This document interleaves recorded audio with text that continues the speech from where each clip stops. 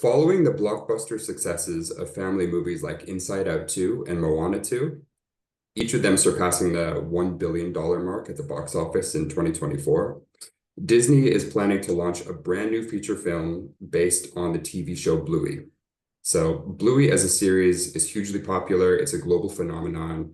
It was the number one most streamed show in the US in 2024. It had over 35 billion minutes viewed, and across the world globally, an additional 15 billion minutes.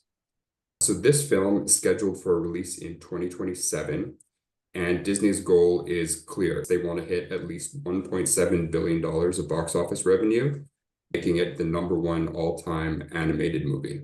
So with that in mind, your firm has been brought in to advise on the launch. So we have a few years to plan, and Disney is looking for some guidance on how to achieve that ambitious goal. So just to recap, the goal of this case was to ensure that the Bluey movie becomes the number one all-time animated movie, hitting 1.7 billion in revenue. That's a huge ambition.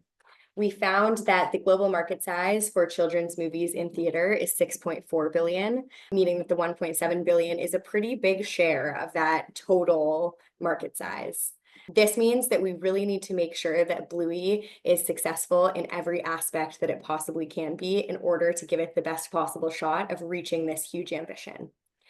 We also learned a lot about the dynamics of the animated movie market. We learned that Disney is a huge player, and we learned that there are often the second and third in a series tend to do better than the first. So that puts Bluey at an advantage on the Disney side and a slight disadvantage on it being the first in its series.